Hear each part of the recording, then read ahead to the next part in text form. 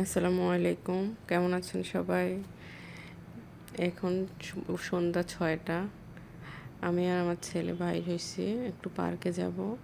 এটা পার্ক বলতে এমনি পার্ক আর কি, খোলামেলা পার্ক, এন্ট্রি ফি ছাড়া নর্মাল একটা পার্ক। ওইখানে একটু সময় কাটাবো। আমরা সাধারণত সন্ধ্যার পরে একটু বাইর হই, দিনের বেলা অত সময় হয় না। এই জন্য আর কি সকালে ঘুম থেকে উঠলে রান্না বান্না কাজকর্ম শেষ করতে করতে সন্ধ্যা হয়ে যায়। তারপর সন্ধ্যার পর একটু বাইর হই। এখন হাবিব বলতেছিল যে ও পার্কে যাবে, একটু একটু খেলবে, তাই ওকে নিয়ে আমি একটু পার্কে বাইর হয়েছি।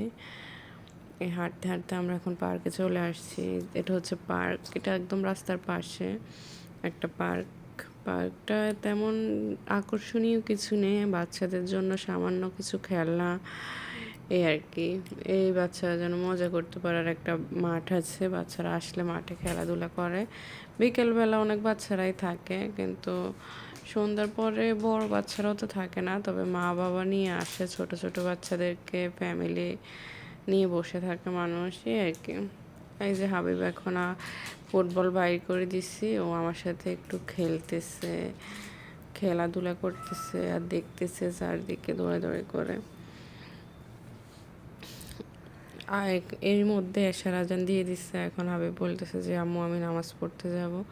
তো আমি বললাম ঠিক আছে যাও, তো সাবধানে যাইও, রাস্তা পার হতে হয় এখান দিয়ে, নামাজ মসজিদ ওই পাশে, তো রাস্তা পার হয়ে যেতে হয়। তো হাবিব চলে গেছে অজু করতে, অজু করে তারপর সে মসজিদে ঢুকবে।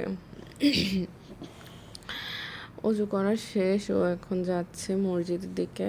আল্লাহ যেন এইভাবে আমার ছেলেটাকে কবুল করে সব সময়, মসজিদে জামায়াতের সাথে যেন নামাজ আদায় করতে পারে।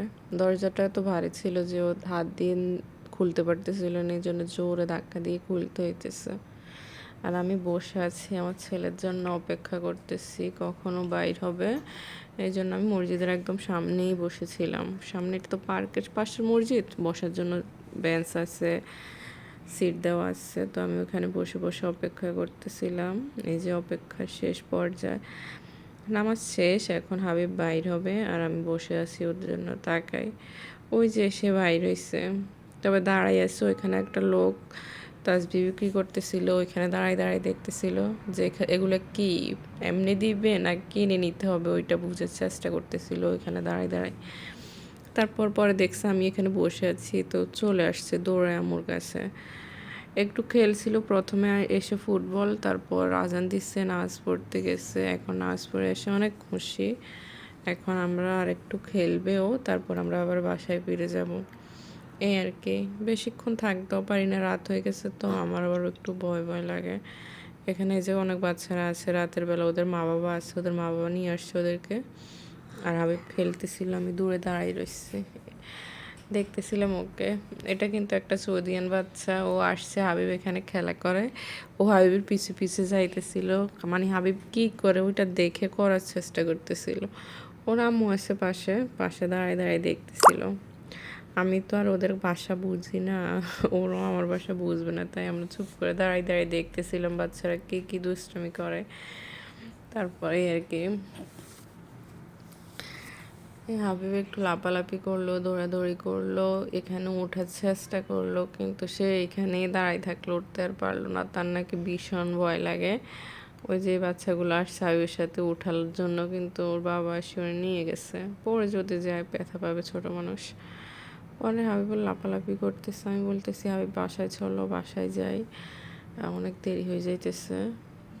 ওর আব্বু থাকলে আর একটু থাকা যায়, তো এখন যেহেতু আমি আর ও একা একা আসছি, তো এখন তো এত রাত পর্যন্ত থাকা যাবে না, তাই আমরা ওকে তাড়া দিচ্ছিলাম যে হাবিব চলো আমরা বাসায় ফিরে যাই, এখানে থাকবো না। কিন্তু অত দুষ্টুমি শেষই হচ্ছে না, ও যাবে যাবে বলে এখনও খেলা করে যাচ্ছে। এখন রেলিং দিবে, রেলিং দেওয়া শেষ হলে যদি যায় আর কি, ওর ইচ্ছা হলে তারপর যাবে। তারপর আমি বলতেছি তাড়া দিচ্ছি, ওই যে বাচ্চারা আসতেছে, কেউ আসতেছে কেউ যাইতেছে, এই আর কি অবস্থা। তো দেখতে দেখতে আমাদের খেলাধুলা শেষ, আমরা এখন বাসায় ফিরে যাবো। আল্লাহ হাফেজ।